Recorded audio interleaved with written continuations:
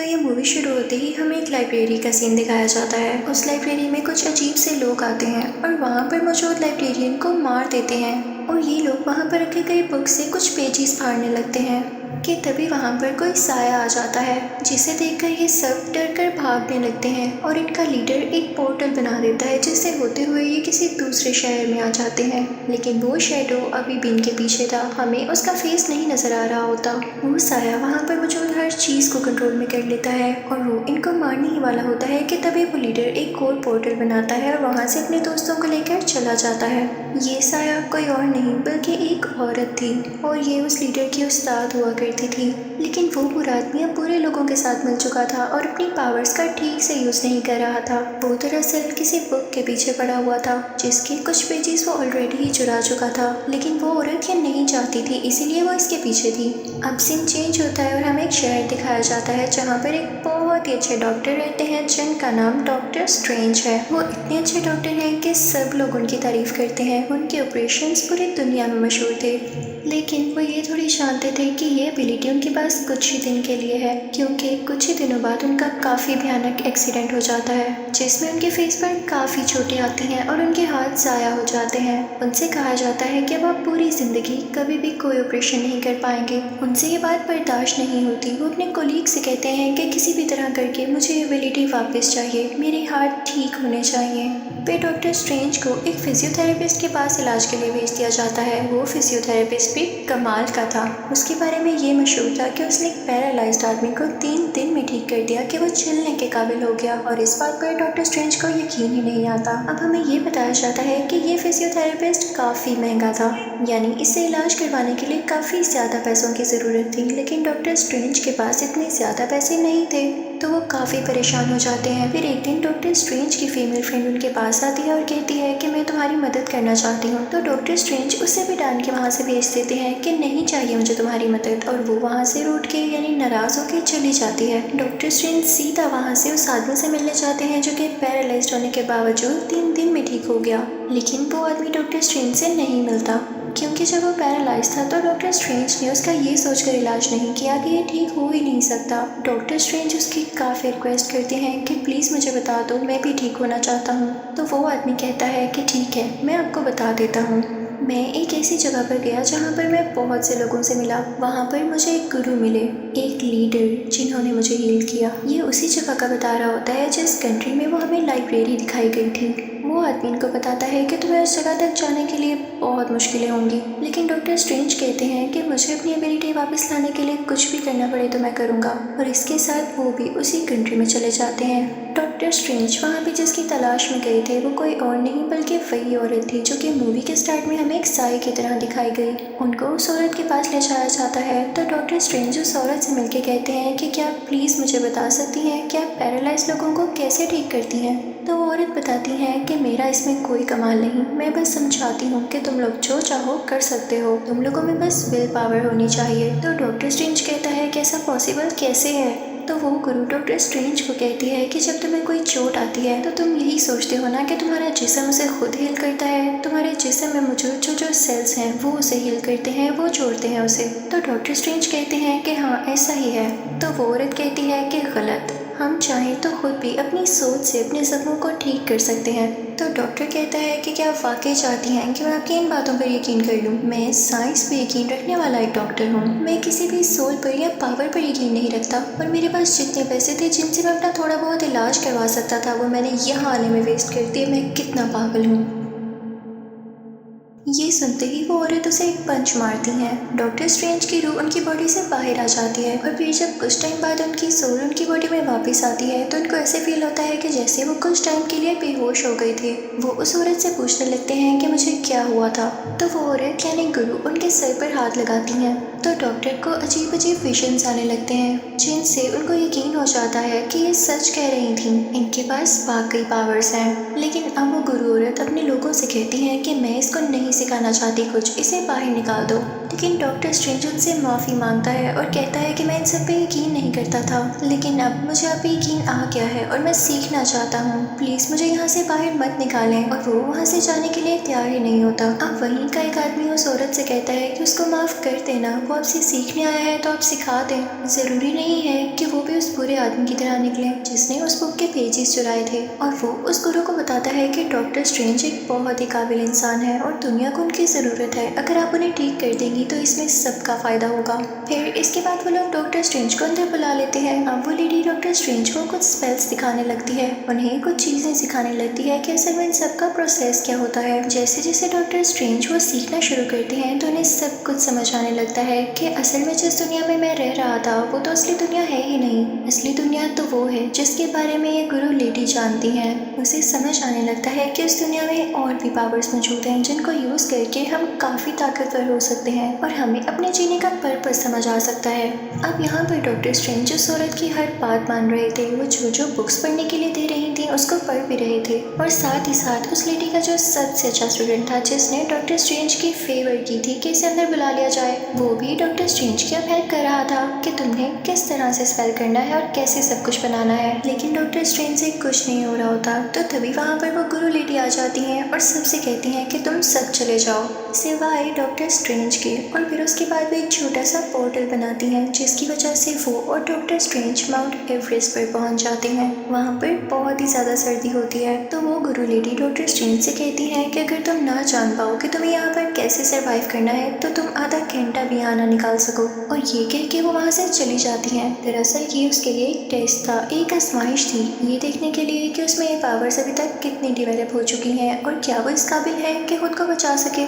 उस गुरु लेडी का स्टूडेंट उनसे कहता है कि हमें उसे वापस लेके आना चाहिए, उसने अभी तक कुछ नहीं सीखा। तो वो गुरु लेडी कहती है कि उसे थोड़ा वक्त दो, वो सब सीख जाएगा, मैं समझ चुकी हूँ। और देखते ही देखते कुछ ही देर में डॉक्टर स्ट्रेंज वहाँ पर आ जाते हैं, यानी अब वो पावर्स को यूज़ करना सीख चुके थे, बेशक उन्हें थोड़ा टाइम लगा था। और फिर उसके बाद डॉक्टर स्ट्रेंज एक लाइब्रेरी में जाते हैं और एक बुक मांगते हैं, लेकिन वहाँ का लाइब्रेरियन कहता है कि नहीं, मैं अभी तुम्हें ये बुक नहीं दे सकता। तो डॉक्टर स्ट्रेंज वो बुक चुरा लेते हैं और रात को वो पढ़ने लगते हैं। और फिर हमें ये भी दिखाया जाता है कि असल में उनकी बॉडी तो सो रही होती है लेकिन उनकी सोल ये बुक पढ़ रही होती है, यानी अब उनमें काफ़ी ज़्यादा स्पिरिचुअल पावर आ चुकी थी। वो इन चीज़ों को सीखने लगे थे और उन्हें सब कुछ अच्छा भी लग रहा था। तो वो गुरु लेडी डॉक्टर स्ट्रेंज को अपने साथ लेकर जाती है और उससे कहती है कि मैं खुश हूँ कि तुम काफ़ी जल्दी सीख रहे हो, आओ मैं तुम्हें आईने की दुनिया में लेकर जाती हूँ, यानी मिरर वर्ल्ड में। वो कहती है कि तुम चाहो तो अपनी मर्जी से आईने की दुनिया बना सकते हो, कुछ भी बना सकते हो इसमें, लेकिन याद रखना इसमें जो कुछ तुम कर रहे हो उसका असली दुनिया से कोई लेना देना नहीं है।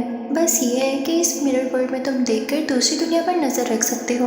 अब आहिस्ता आहिस्ता डॉक्टर स्ट्रेंज सारी बातें समझने लगता है कि अचानक एक दिन उसके दिल में ख्याल आता है कि उस बुक में ऐसी आखिर क्या बात है कि उसको उस आदमी ने चुरा लिया जिसके पीछे एक गुरु लेडी पड़ी हुई थी।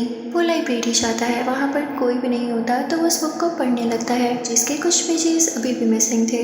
वो देखता है कि उस बुक में कोई चीज़ बनी हुई है और सेम वैसी ही चीज़ उनके सामने भी पड़ी होती है जिसे वो अपने गले में पहन लेते हैं। और उसके बाद वो बुक को दोबारा पढ़ना शुरू करते हैं। उन्होंने जो एक छोटा सा पोर्टल तैयार किया होता है, जब वो उसे घुमाते थे तो बुक के खोए हुए पेजेस भी वापस आ जाते थे और जो सेब वो खा चुके थे वो भी उन्हें पूरा का पूरा दिखाई देता था। अभी वो सब एक्सपेरिमेंट्स कर ही रहे होते हैं कि तभी वहाँ पर उन गुरु लेडी का स्टूडेंट आ जाता है। वो उन्हें रोकता है कि तुम क्या कर रहे हो, तुम टाइम के साथ खेल रहे हो, तुम्हारी जान भी जा सकती है। डॉक्टर स्ट्रेंज वहाँ के लाइब्रेरियन से भी पूछता है कि आखिर यहाँ पे इतने दरवाजे क्यों हैं और तुम लोग किसी को ये बुक पढ़ने क्यों नहीं देते हो। तो वो बताता है कि ये बुक पढ़ने से ये दरवाजे खुल जाएंगे जो कि फिलहाल हमारी कंट्री को प्रोटेक्ट किए हुए हैं और इन दरवाज़ों में से कहीं से भी हमारा दुश्मन आकर हम पर हमला कर सकता है। वो एक ऐसा शख्स है कि अगर वो दुनिया में आ गया तो वो दुनिया को तबाह कर देगा, दुनिया को खा जाएगा, इसलिए हम उससे अपनी दुनिया को प्रोटेक्ट कर रहे हैं। वो हमारा दुश्मन है, वो अंधेरी दुनिया में रहता है और जो बुक तुम पढ़ने की कोशिश कर रहे थे उसमें स्पेल्स हैं, उसको इस दुनिया में बुलाने के लिए, तो प्लीज़ आइंदा ऐसी गलती ना करना। अभी वो लोग ये बातें कर ही रहे होते हैं कि तभी उन 3 दरवाज़ों में से एक दरवाज़ा खुलता है और उसमें से वही आदमी आता है जिसने लाइब्रेरी में से उन बुक के कुछ पेजेस चुराए थे। वो बताता है कि मैंने ये पोर्टल तबाह कर दिया है और तुम लोगों का दुश्मन जल्द ही पावरफुल होकर यहाँ आने वाला है। मैं उसका साथ पहले ही दे चुका हूँ, मैं उसे कॉन्ट्रैक्ट कर चुका हूँ, वो यहाँ आने ही वाला है। वो आदमी कहता है कि इसके लिए मुझे और पावर बस चाहिए कुछ, और जैसे ही मुझे वो पेजेस मिल जाए और ज़रा सी पावर मिल जाए तो देखना मैं उसे यहाँ ले आऊँगा। और इसी के साथ वो उस लाइब्रेरी में ब्लास्ट करता है जिससे डॉक्टर स्ट्रेंज उन दरवाज़ों में से एक दरवाजे के पार जाके गिरते हैं जो कि न्यूयॉर्क में खुलता था। अब डॉक्टर स्ट्रेंज जैसे ही वहाँ पर पहुँचते हैं तो देखते हैं कि एक ग्लास कवर में एक ड्रेस है। अभी वो ये देख ही रहे होते हैं कि तभी उनके पीछे वही विलेन आ जाता है, यानी गुरु लेडी का वही स्टूडेंट जिसने बुक के कुछ पेजेस चुराए थे। वो डॉक्टर स्ट्रेंज से कहता है कि मैं तुम्हें मार डालूंगा, और इसी के साथ वो आदमी डॉक्टर स्ट्रेंज पर अटैक कर देता है। लेकिन तभी वो ड्रेस, वो चादर हिलने लगती है डॉक्टर स्ट्रेंज को देख के, और अपने उस ग्लास कवर से बाहर आ जाती है और डॉक्टर स्ट्रेंज को बचाने लगती है। वो पूरा आदमी डॉक्टर स्ट्रेंज को बहुत मारता है, लेकिन हर बार वो चादर डॉक्टर स्ट्रेंज को बचा रही होती है। और तभी अचानक से हम देखते हैं कि वो चादर ऑटोमेटिकली ही डॉक्टर स्ट्रेंज की बॉडी पर आकर लग जाती है, और अब डॉक्टर स्ट्रेंज बहुत ज़्यादा पावरफुल हो चुके थे कि वो उस आदमी का आसानी से मुकाबला कर सकते थे। दरअसल डॉक्टर स्ट्रेंज को ये एक अवार्ड मिला था, ये उनका एक इनाम था, क्योंकि उन्होंने यहाँ से गुरु लेडी से कुछ सीखा, और जो भी उनसे कुछ सीखता है उसको इनाम मिलता है जो उसकी मदद करता है। डॉक्टर स्ट्रेंज उस बुरे आदमी से लड़ने लगते हैं और फाइनली उसको कैद कर लेते हैं। तो वो आदमी कहता है कि तुम अच्छा नहीं कर रहे हो, मैं अपने लीडर को इस दुनिया में लाना चाहता हूँ। वो उसी बुरे लीडर की बात कर रहा होता है जिसके लिए वो काम कर रहा होता है। वो कहता है कि अगर एक बार वो इस दुनिया में आ गया तो वो इस दुनिया को अपना बना लेगा और फिर यहाँ पर कोई नहीं मरेगा। क्या तुम लोग ये नहीं चाहते हो? तो वो गुरु लेडी कहती है कि मैं इस पर खुद तहकीक करूंगी, मैं रिसर्च करूंगी इस पर, और फिर वो चली जाती है उस अंधेरी दुनिया में। और अब पीछे से उस बुरे आदमी का एक आदमी डॉक्टर स्ट्रेंज पर अटैक कर देता है, जिसकी वजह से वो जख्मी हो जाते हैं। लेकिन अब डॉक्टर स्ट्रेंज को पोर्टल बनाना आ चुका था, तो वो वहाँ से एक पोर्टल बनाकर निकल जाते हैं। डॉक्टर स्ट्रेंज अपनी फीमेल फ्रेंड के पास पहुंचे थे और उनसे कहते हैं कि मुझे ऑपरेशन थिएटर में ले जाओ किसी भी तरह। और जब वो उनको लिटाती है उनका ऑपरेशन करने के लिए, तो हम देखते हैं कि डॉक्टर स्ट्रेंज की रूह अपने आप ही बाहर आ जाती है और वो अपना ही इलाज करने लगती है, जिसे देख के उनकी दोस्त काफ़ी हैरान होती है। लेकिन ये वही पावर थी जो कि उन्होंने उस गुरु लेडी से सीखी। कि तभी वहाँ पर उस बुरे आदमी का एक और बंदा आ जाता है जो उन पर अटैक करने लगता है।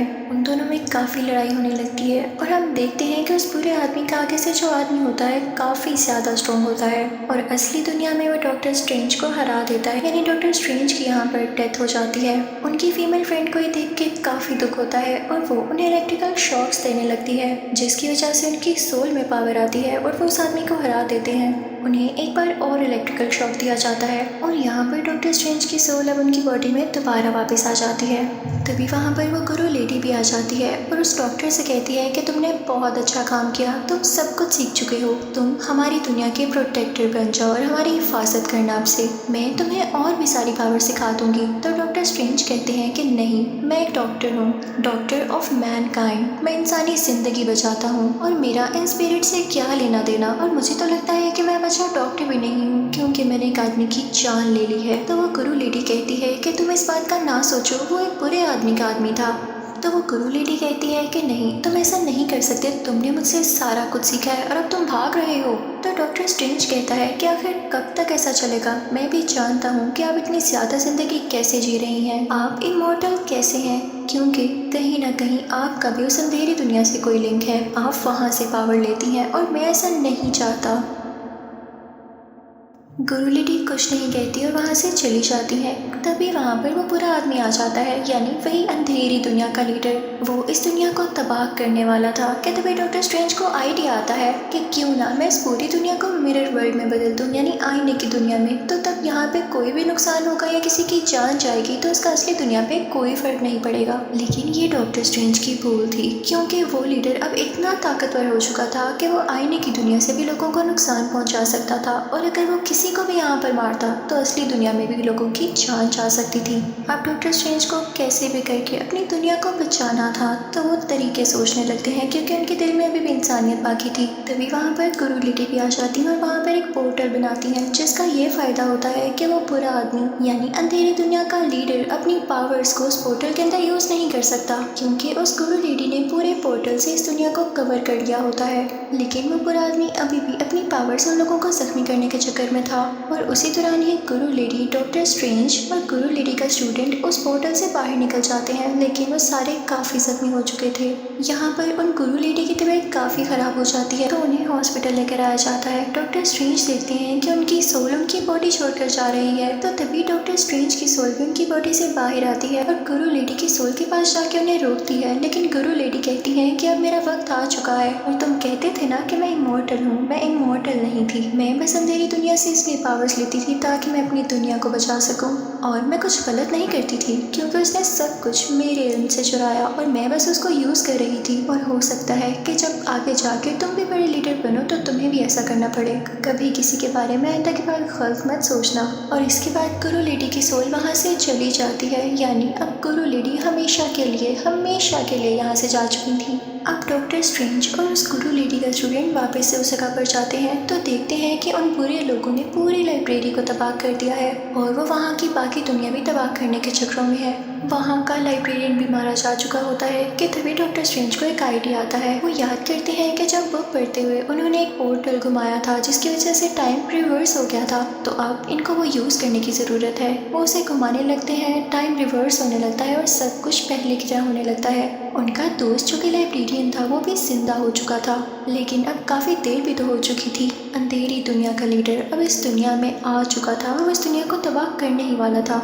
उस अंधेरी दुनिया का लीडर और उसके बुरे साथी उन लोगों पर अटैक करने लगते हैं, जिसकी वजह से डॉक्टर स्ट्रेंज नीचे गिर जाता है और जो उन्होंने अपने गले में पहना होता है वो ज़मीन पर लगता है और उसके ज़मीन पर लगने की वजह से टाइम वहीं पर स्टॉप हो जाता है। और इस चीज़ का फ़ायदा उठा के डॉक्टर स्ट्रेंज उस अंधेरी दुनिया के लीडर के सामने जाते हैं और वहाँ पर वो लीडर डॉक्टर स्ट्रेंज को मार देता है। लेकिन फिर हम देखते हैं कि टाइम बार बार रिपीट हो रहा था। अंधेरी दुनिया का लीडर बार बार डॉक्टर स्ट्रेंज को मारता और डॉक्टर स्ट्रेंज जिंदा हो जाते। दरअसल उन्होंने टाइम का एक लूप बना दिया था जिसकी वजह से ये सारी चीजें रिपीट हो रही थी। डॉक्टर स्ट्रेंज उस लीडर से कहते हैं कि मैं एक शर्त पे ये लूप खत्म करूंगा, अगर मैंने ये लूप खत्म न किया तो इसका तुम्हें भी कोई फायदा नहीं होगा, क्योंकि जब भी तुम मुझे मारोगे मैं जिंदा हो जाऊंगा। तुम ये सब फसाद खत्म कर दो, तुम दुनिया को तबाह करने का प्लान अपने जहन से निकाल क्यों नहीं देते हो। तो वो लीडर इसकी कोई बात नहीं मानता।